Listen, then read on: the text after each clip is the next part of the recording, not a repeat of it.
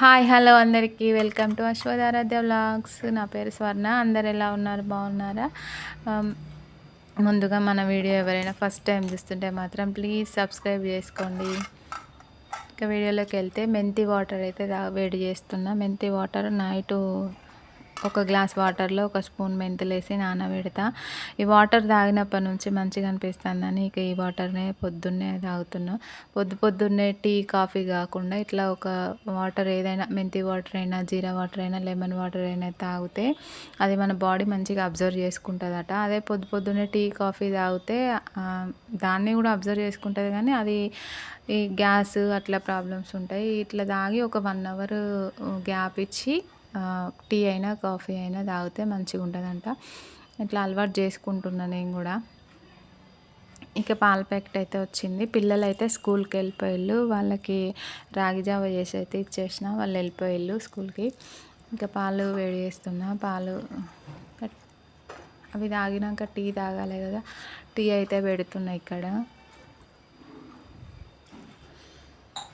పొద్దున్నే చాయ్ తాగంది అయితే కొంతమందికి ఏం దోయదు. అసలు చాయ్ తాగితేనే పని అవుతుంది. ఇంట్లో పని అయినా ఏదైనా కూడా చాయ్ తాగినాకనే పని చేసుకుందాం అని అంటారు. అట్లా అలవాటు ఉంటుంది చాయ్. మరి దీంట్లో ఏమున్నదో ఏమో కానీ అయితే చాయ్లో కొంచెం ఇలాచి వేసి లాస్ట్లో చాయ్ మసిలినాక బెల్లం అయితే వేసిన. ఈ మధ్య బెల్లంతోనే పెడుతున్నా చాయ్ అయితే. మంచిగానే ఉంటుంది. పలుగుతుందేమో అనుకుంటాను కానీ ఎప్పుడు వేసినా కూడా పలగట్లేదు, మంచిగానే ఉన్నది. అయితే మరి బెల్లము మంచిది కాకపోతే పాలు పలుగుతాయి అని అంటారు కదా.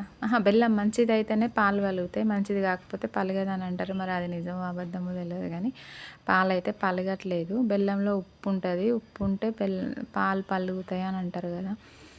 మరి ఇది ఏం బెల్లమో తెలియదు. మంచిగానే ఉంటుంది చాయ్ అయితే కూడా.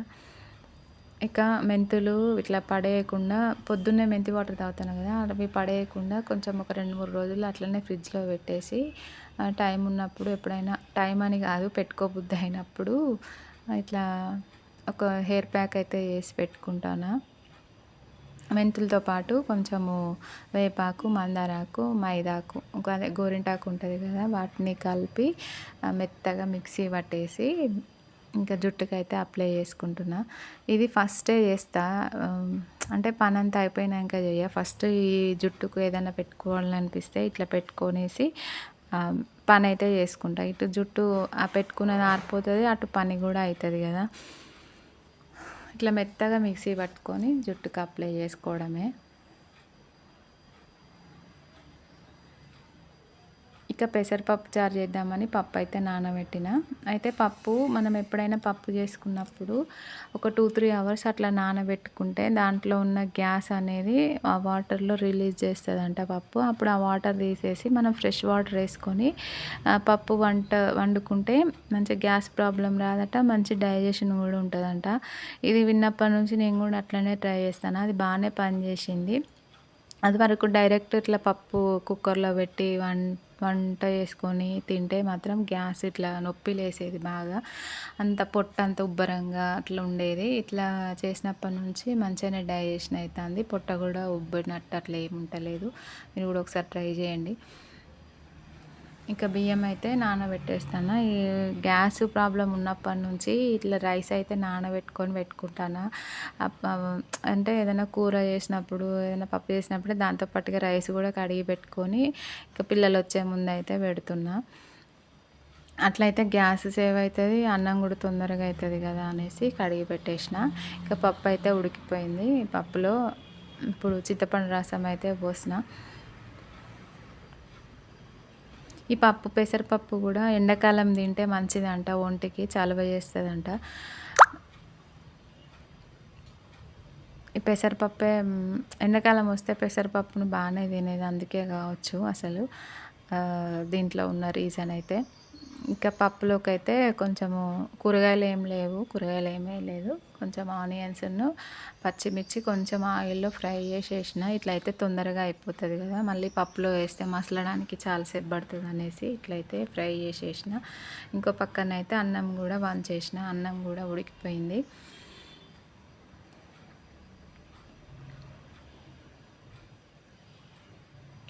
ఇక ఈ ఉల్లిగడ్డను పచ్చిమిర్చి కూడా ఫ్రై అయినాయి. వీటిని పప్పులోకి అయితే వేసి కొద్దిసేపు పప్పును అట్లా మసలబెట్టిన.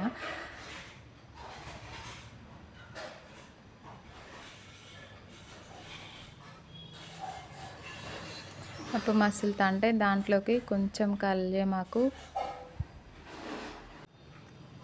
ఎల్లిగడ్డను జీలకర్ర అయితే దంచేసిన. ఇది మా అమ్మమ్మ చెప్పేది, ఎప్పుడైనా పప్పులల్లో ఎల్లిగడ్డను జీలకర్ర దంచేస్తే మంచిగా ఉంటుందని. ఇక రుచికి సరిపడా ఉప్పు, కొంచెం కారం, కొంచెం ధనియాల పొడి వేసి ఇక దీన్ని అయితే మసలనిచ్చిన. ఇది మసలేలోపు నేనైతే స్నానం చేసి వచ్చిన. ఇంకా పప్పు అయితే మసిలిపోయింది. ఇక దీంట్లోకి అయితే పోపు పెట్టేసుకున్నా. పోపు అంటే ఇక నార్మల్గా అందరూ పెట్టేలాగానే పెట్టేసిన. కొంతమంది ఇంగువ వేస్తారు, అట్లా ఏం చేయకుండా ఇట్లా ఆయిల్ వేసుకొని దాంట్లో ఆవాలు, జీలకర్ర, కొంచెం కల్యమాకు, కొంచెం లాస్ట్లో పసుపు వేసి పోపు అయితే పెట్టేసుకున్నా.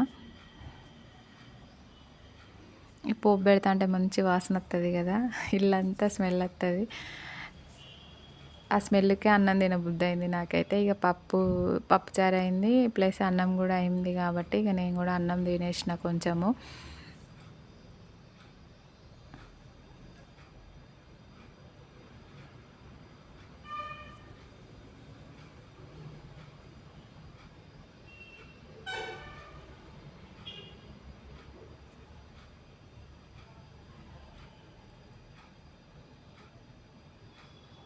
ఈ పప్పుచారు అయిన రోజు అయితే మా పిల్లలు మంచిగా ఒక 3 పూటలు మంచిగా తింటారు ఏమనకుండా. మనం కూడా అంతే కదా, ఒక ముద్ద ఎక్కువనే తింటాము పప్పుచారులు అయిన రోజు. మళ్ళీ ఎండాకాలం పప్పుచారులు అంటే ఇంకా మంచిగా తింటాం కదా. అట్లా నాకు పప్పుచారు చేయంగానే ఆ వాసనకి ఆకలైంది. ఆకలై తినేసిన ఇక కొంచెము.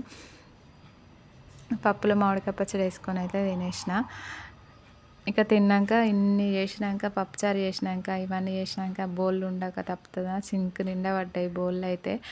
ఆ బోళ్ళు ఉంటే ఎందుకో నాకు అస్సలే మంచిగా అనిపించదు, వాటిని వెంటనే తోమబుద్ధి అవుతుంది. ఆ సింకులో బోళ్ళు అయితే నన్ను ఎప్పుడు తోముతావు అన్నట్టే అనిపిస్తుంది నాకైతే. ఇట్లా ఎప్పటికప్పుడే బోళ్ళు తోముకున్నా నేను. మళ్ళీ పిల్లలు వచ్చేసరికి మళ్ళీ వాళ్ళు తినే టిఫిన్ బాక్స్, స్నాక్స్ బాక్స్లు అవన్నీ ఉంటాయి అనేసి ఇక అన్నం తిన్నాక ఇక వీటినైతే తోమేసిన. ఇట్లా సింక్ ఏం లేకుండా ఉంటే మంచిగా అనిపిస్తుంది కదా.